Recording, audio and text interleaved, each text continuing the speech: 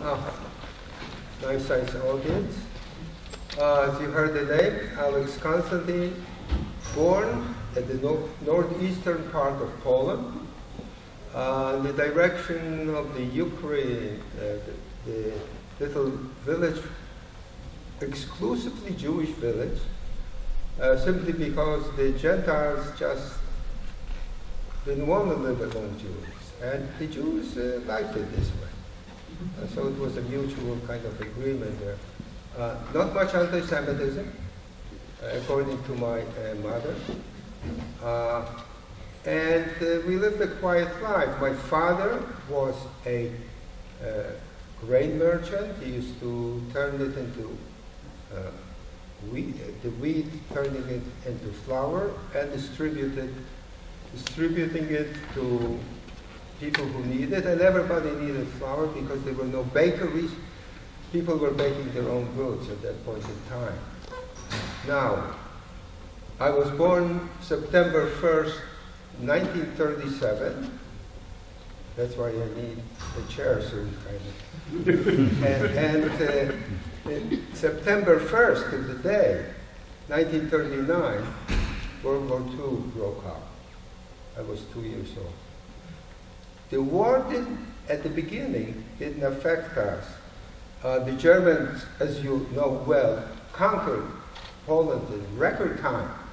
It was called the Blitzkrieg, the lightning war. The Polish army was just poorly equipped, although fairly courageous. Couldn't stop the onslaught. And our life changed in 1941. Until then, everything was fine. I just want to add that my father desperately tried to buy gold coins, whatever he earned, because he just didn't believe in the... He felt the Polish currency was quite weak. Interestingly enough, kind of ironically enough, the Polish currency is called zloty, and zloty means gold. Go figure it out. So I mention gold simply because it has something to do with our survival. In 1941, things changed. In our village and in Europe in general, Hitler, the chancellor, dictator of Germany, had a peace treaty with Stalin of Russia, broke the peace treaty and attacked Russia, we'd say sometimes June 1941. Sent a massive number of soldiers, over 1 million soldiers, towards Russia, and hoped to conquer Russia like he conquered most of Europe. Didn't learn a thing from Napoleon, for instance. Yeah. And so the Russians trying to stop the onslaught, and they were using heavy artillery fire, which fell on many Polish villages. And there was a mass exodus of women, children moving away from the dangers of the front. Now, some refugees came to our village, Jewish refugees. They were hungry and they were very scared. My parents, who were kind of more well-to-do than some other people in the village, hosted many of them. They told the same story, although they came from different areas. Namely, that the Germans gave an order for the Jewish population to gather in a central place, wherever they were, bring 2 suitcases, they loaded them up on trucks, and they disappeared. And my parents asked, what do you mean disappeared? Where did they take them? They said, we are not sure, but the Polish people told us they took them to labor camps. And my parents asked another question, who did they take exactly to these camps? And they didn't like the answer. The answer was everybody. It didn't make sense to them that they took to labor camps children, old people, And they were suspicious of something. They didn't know what was happening, but they were suspicious enough to make my mother think, we cannot stay here in this village, wait for the Germans to load us up on trucks. She was kind of more, had that activist spirit in her. And my father didn't know what to do because all of us knew well that most of the population, Polish population, has a history of anti-Semitism. So and my mother gave a solution, she said. See these refugees moving south, away from the war zone, we will join them and pretend that we are Polish refugees. And my father had a problem with it simply because he didn't look like a Polish refugee. In other words, I have kind of more or less Slavic features. My wife didn't mind you.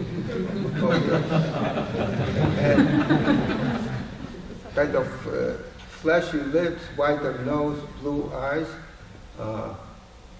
brown hair, once upon a time.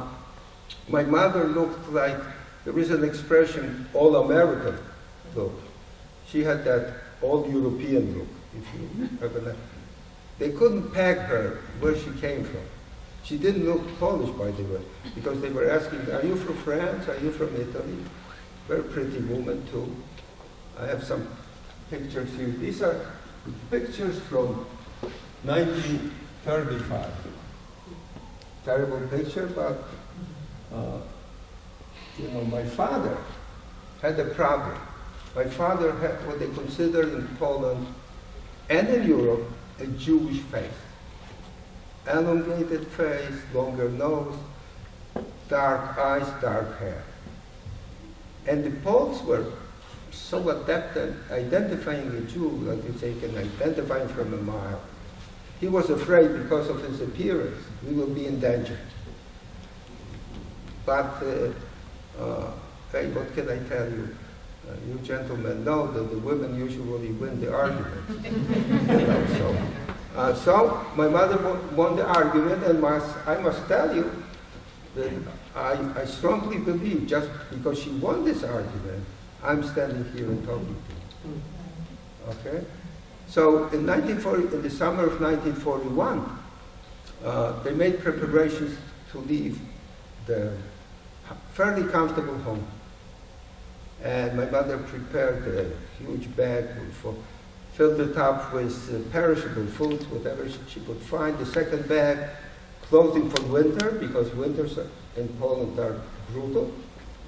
And in the summer of 41, we stepped out of the house and became instantly homeless.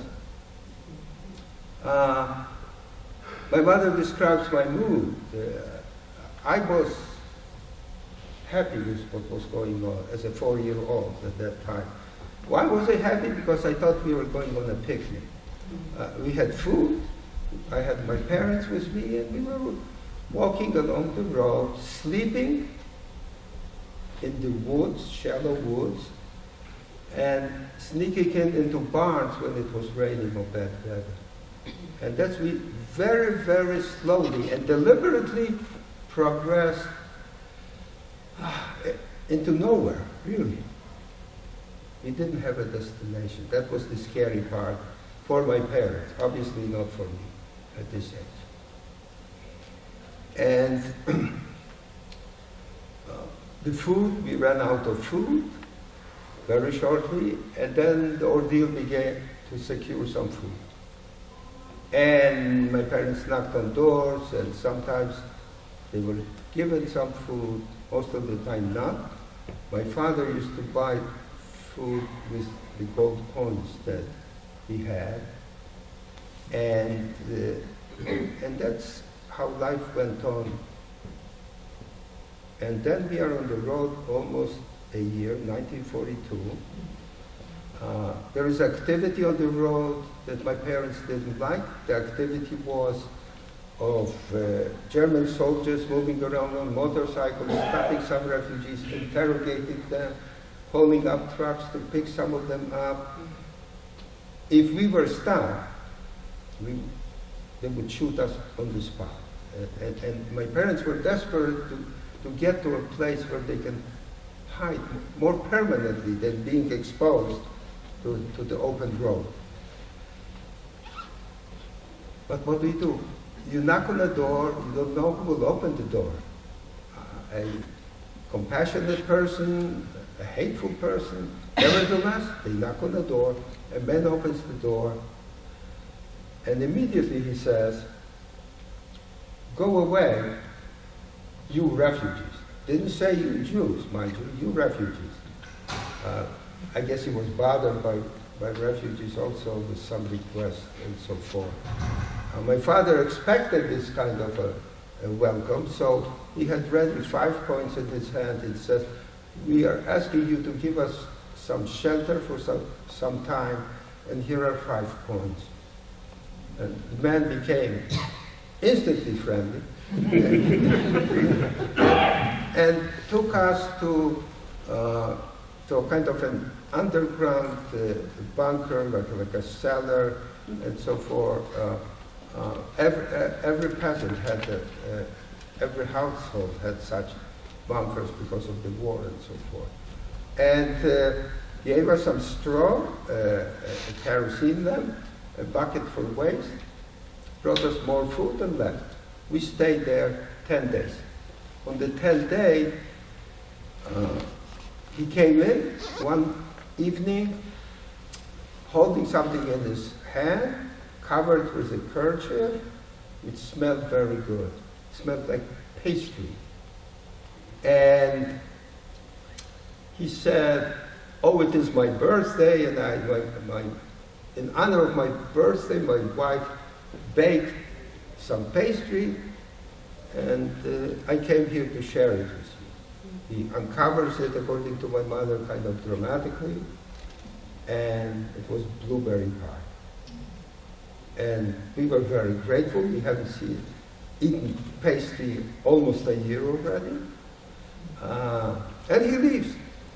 My father breaks off a piece for me, a piece for my mother, and he begins eating ravenously. Now, I swallow the first bite and throw up violently, immediately, kind of. So did my mother. And my father, and she screams to my father, stop eating. And he stopped anyway. It was kind of too late. He fell to the floor in terrible pain. And this episode, from now on, I do remember very clearly. Up till now, it was my mother's input into what I am telling you. He was in bad pain, in terrible agony. The man poisoned us. I don't know why. Maybe he was afraid that the Germans would discover us, because it was punishable by death if you harbor Jews. Nevertheless, he poisoned us. We threw up, and it didn't take hold. He poisoned us. But he couldn't throw up. My mother rushed to him, tried to insert a finger into his throat to make him gag and so forth. Unsuccessfully, because the pain was such that his jaws were clenched. He couldn't, and he was there on the floor in terrible agony. My mother sat next to him, was crying, holding his head, kind of rocking his head slightly in her hands. I was sitting next to him, holding his sleeve and crying. Both of us were crying. Then he stopped moving. I didn't know he was dead. My mother did. I thought he was sleeping. And my mother kept rocking him, like willing him back to life, kind of. She didn't want to face it. And then a thought occurred to her, and she kind of said to me suddenly, "We have to leave. We have to leave." And I became hysterical. I said, "We cannot leave Father. he is sick, he is sleeping. How can we leave him? She said, we have to leave. And I was holding on to his sleeve. Didn't want to let him go. She was thinking the man would come back to see whether he did a good job murdering us, and then finish it if he sees two survivors. By force, she yanked me out of this hole, and we ran into the field. A young mother now, quite a young mother, has to protect herself and her child from two powerful enemies. One, the Nazis, we kind of dealt with. We are pretending we are Polish refugees. The other enemy, stronger than the Nazis, I would say, hunger. You cannot pretend that you're not hungry when you are starving. And we were slowly starving.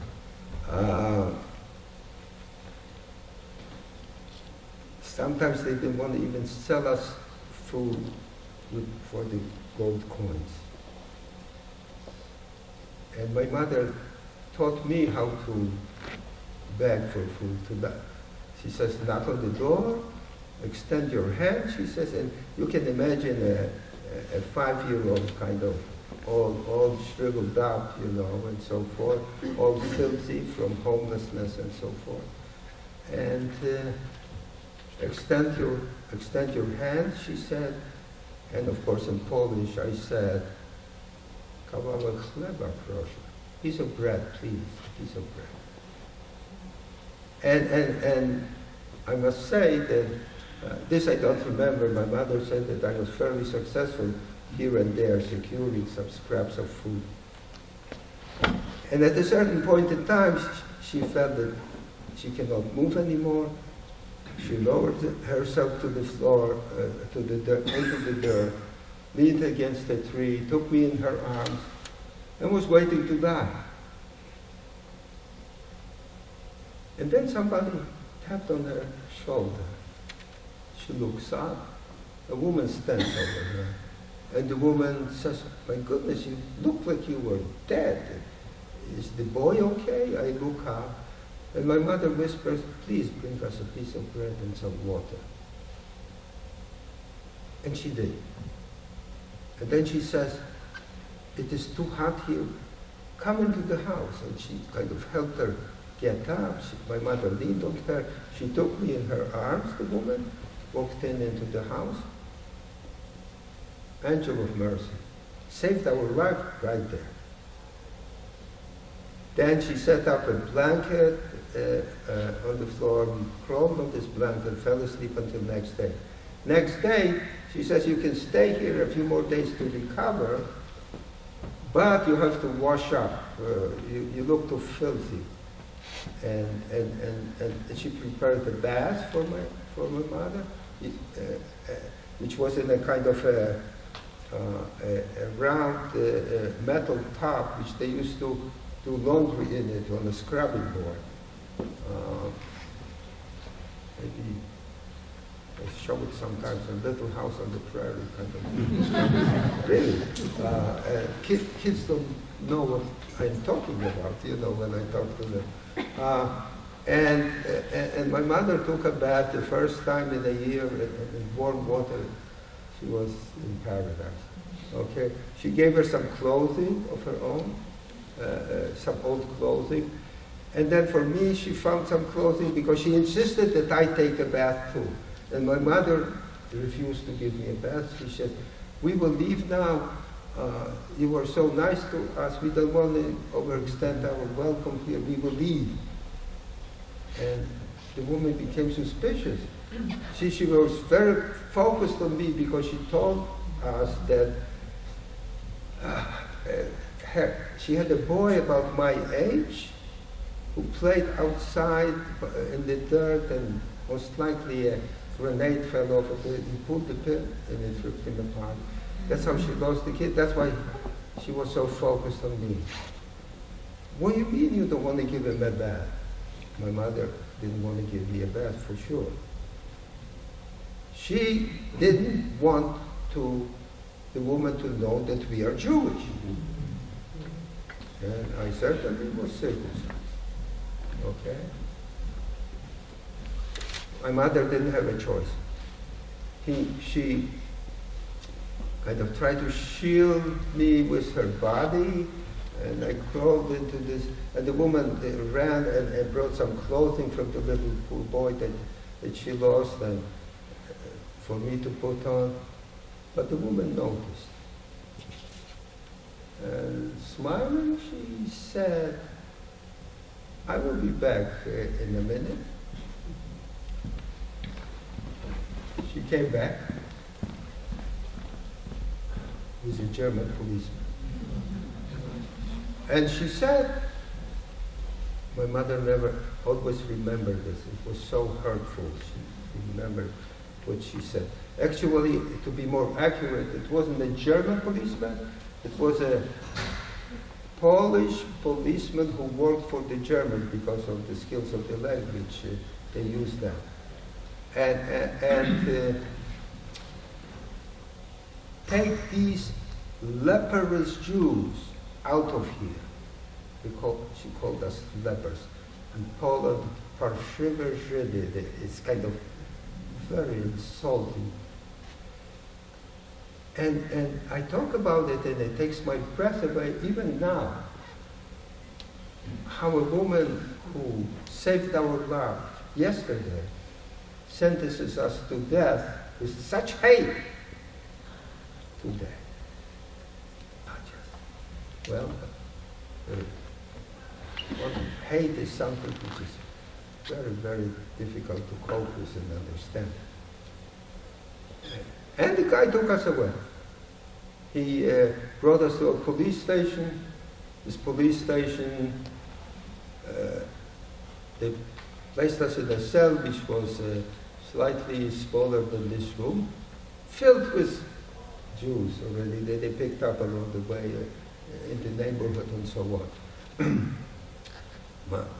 My mother had, we found a place in the corner,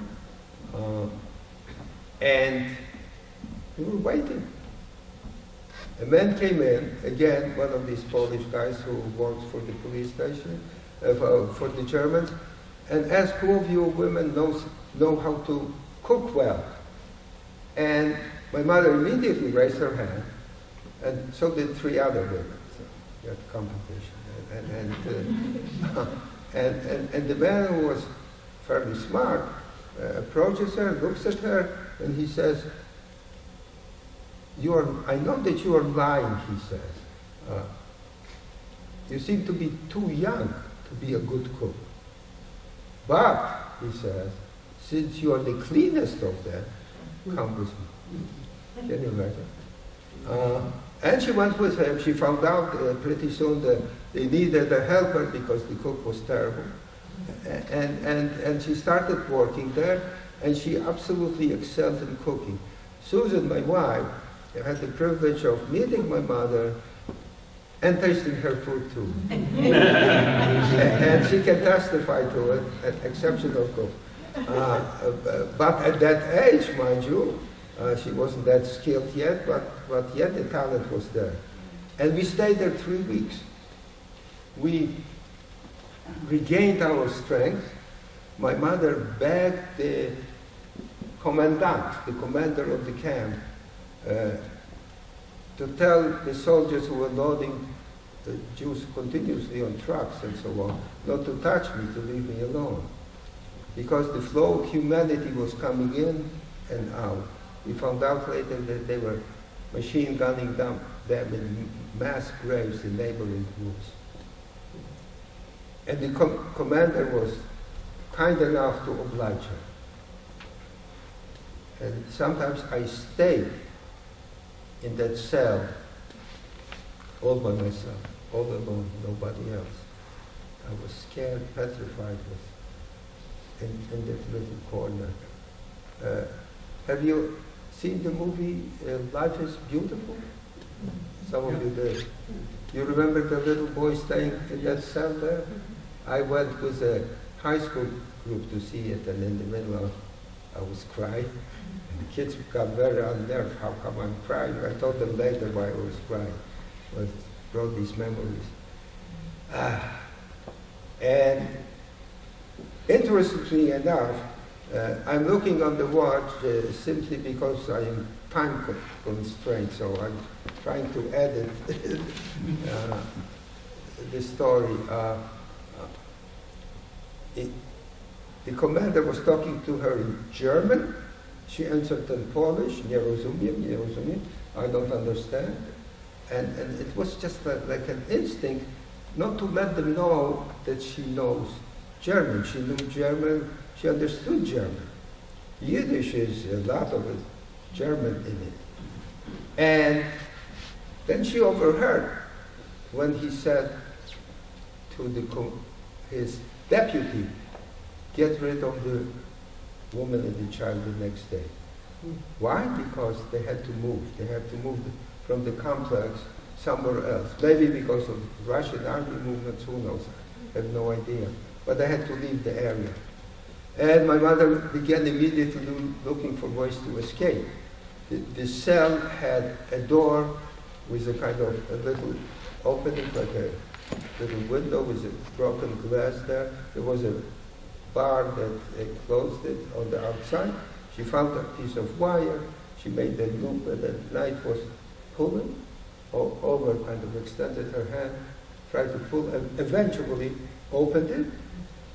She had the presence of mind to take the gold with her, which was, by the way, I didn't mention that. The Polish farmers used to have tool belts made of coarse fabric, and she attached the coins one by one to such a piece of fabric, covered it again, and my father was wearing it until his demise. And she grabbed this, and we ran into the back, stopped by barbed wire, didn't stop her. Of course, she opened it up with her hands. I crawled through it, got scratched on my back. She powered herself through it, scratched up, clothing completely torn, and we ran to the road. Washed up along the way in some puddle, because my mother and myself were bleeding. And she was walking and looking to get some clothing because it looks very suspicious. Torn clothing and so forth. And she lifted from a clothesline a skirt and a shirt for her. And for me, guess what kind of clothing she was looking for? A girl's clothes.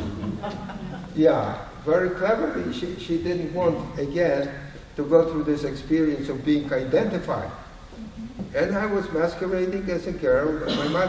My mother used to later make jokes about it. She said, "You didn't look like the prettiest girl in Poland." But not too bad.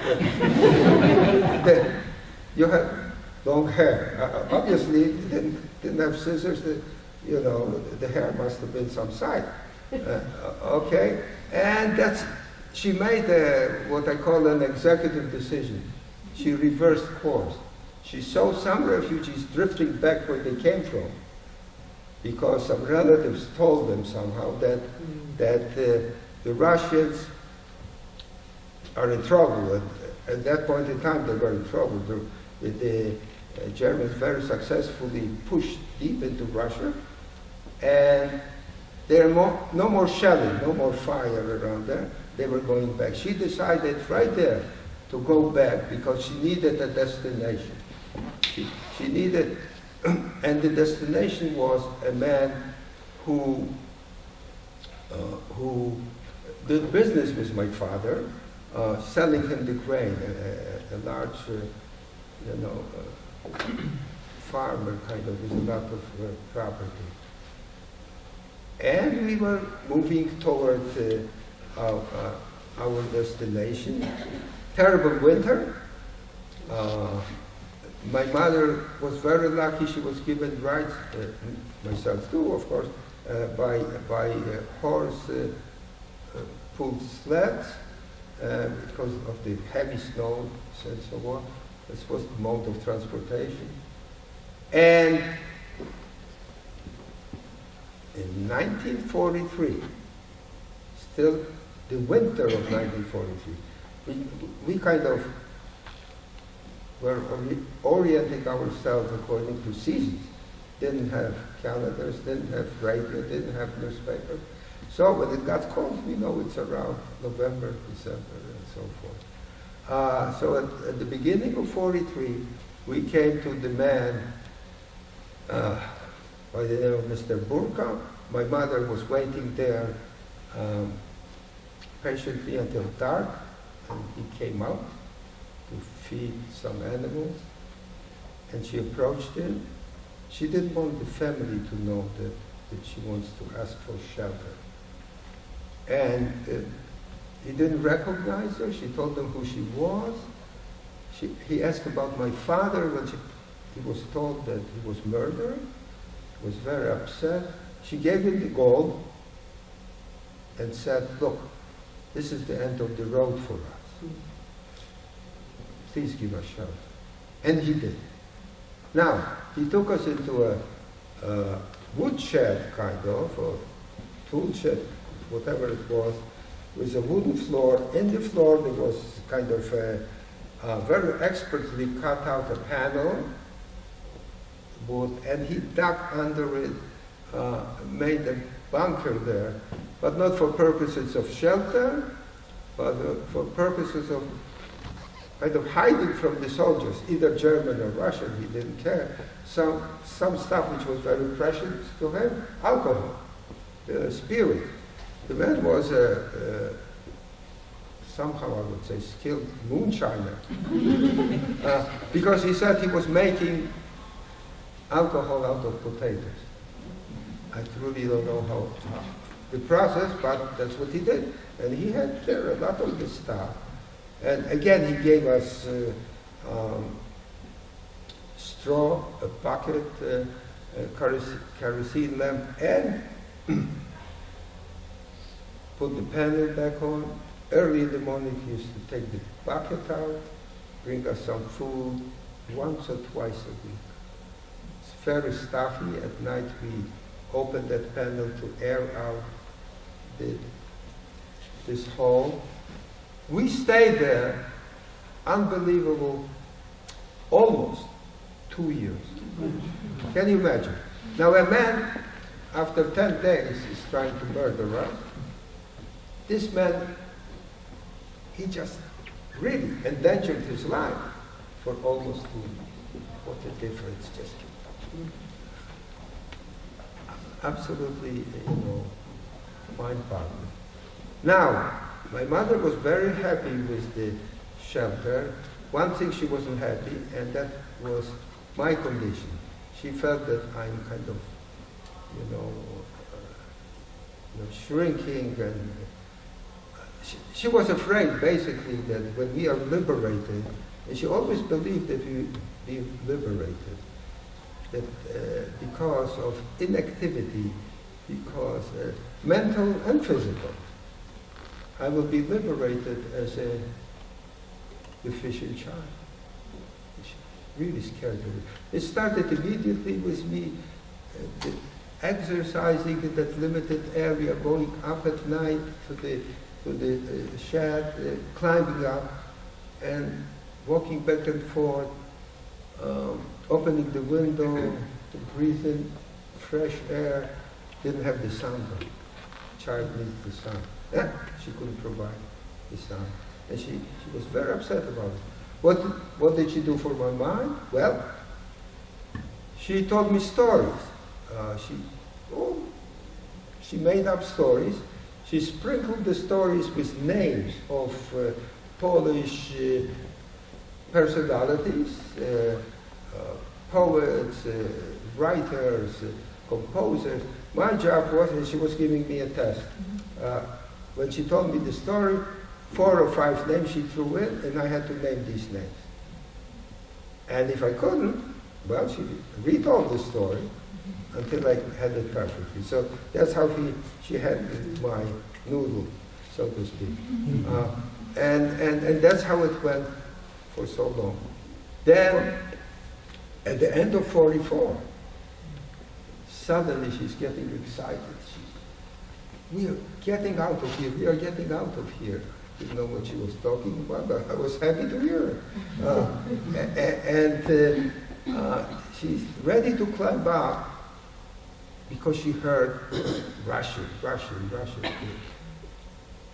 talking. The hole wasn't deep enough so you could hear what was going on outside. And she's ready to get out, and then she hears German. And a lot of shooting. Very much fighting going on in there. This went on for 3 or 4 days, and it drove her crazy. Until she heard just Russian. And she was coming out. So, here is the floor. Half of her body is above the floor. And like in the movies. At the same moment, 4 soldiers, Russian soldiers, burst into the shed with machine guns. They were looking for Germans. They were given orders to shoot Germans on sight, not to take prisoners. Doesn't matter whether they're women, whether the Russians suffered a lot from the Germans. Unbelievable. And we saw the results outside, my goodness. And so my mother is yelling, Yevraya, Yevraya, which means in Russian, Jews. One wasn't at all impressed with her. He didn't believe her. He came closer to her, made the fist, and hit her hard in her face. She fell down. I was waiting there at the bottom. She fell bleeding. And he took a grenade and was ready to throw it in. And the man behind him, the soldier behind him, put the gun to his head and says, she is not a German. You are not a murderer. You are a liberator. So let her be.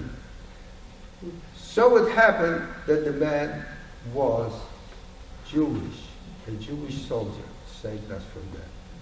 The other 2 soldiers, the green is their fellow.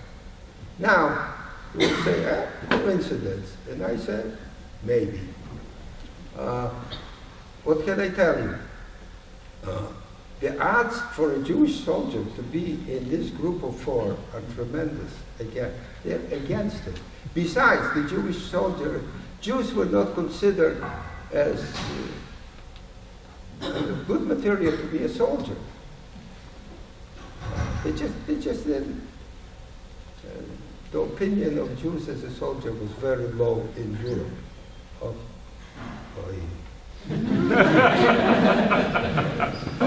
Okay, sure. And we came out. Now I'm really heavy editing right here. We came out and were liberated. And we were looking for surviving members of families. They were long lists in certain areas that they set up for refugees. The Russians were very nice to us and to other people too, although the Poles were more afraid of the Russians than of the Germans, interestingly enough. My mother remarried a year after the liberation to another Holocaust survivor, and I have from the second marriage a brother. Yes, I know there's no time. This is after the war.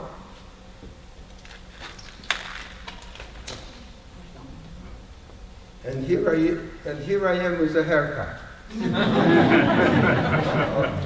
Okay.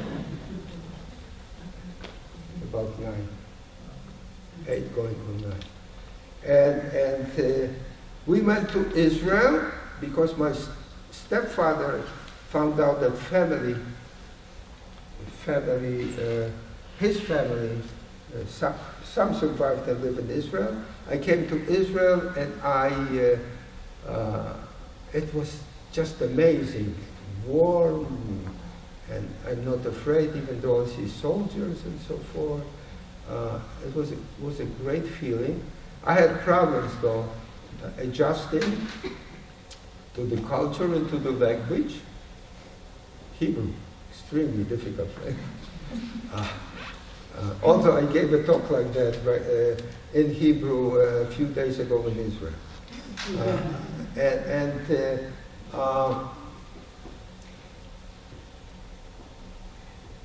Surprisingly enough, I was in a mental state good enough to finish high school. And after I finished, I lost 2 years. I was the oldest in my class simply because of my adjustment difficulties.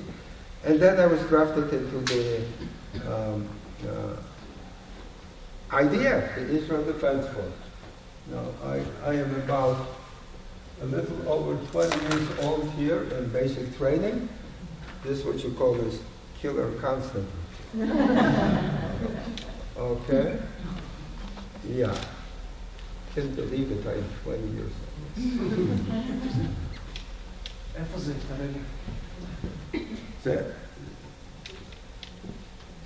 It's you? That's me. Oh my God. Look, somebody once said, listen, are you sure you were in Israel? Weren't you a British soldier? Because of the uniform. They gave us from the British, and the helmet too is a British helmet. But that's what they give you when you are at boot camp, you know. They give you any garbage. Okay, I was haunted by nightmares continuously from liberation time all the way for years, until entered the army, still haunted by dogs chasing us, shooting, and eventually there is an episode where the Prime Minister of Israel talks to the base. Prime Minister, now he's somebody knows Hebrew. David Ben-Gurion, 1959, came to visit the huge base, armored base, Machaneh Natan. Man knows. Okay, yeah, south of Beersheba. And gave a speech. Everybody is screaming, Ben-Gurion, Ben-Gurion. And I stayed there and cried. I looked around, I saw the power around me. Comrades in arms, hundreds of tanks, motorized cannons. And I felt like Superman. I'm glad I didn't stand on the roof, otherwise and guess what? Went to sleep, no nightmare. Wow. They came back and forth. I wanted to have a kind of a normal life. I wanted to study and work in Israel, didn't work out. Came to the United States in '62, met a wonderful woman sitting right there. Okay, we are married 47 years, and I keep telling her, if she was a Catholic, by now she would be probably a saint because she kept up 47 years with me. So she definitely deserves a medal. We have 2 children in color there. I figure it befits in color. Remember Schindler's List? Yeah. The little girl in the color, in a red coat, just a very symbolic stuff. I try to be symbolic too. This is my, I would say, victory over Hitler. 8 grandchildren, 2 children, 8 grandchildren. And yet, the world still, they see, but they don't learn. Really, truly, think about it. What's happening all over the world? 500,000 people slaughtered in Syria. I mean, Syria enemy of Israel, still human being. You know? And attempts of genocide all over the world.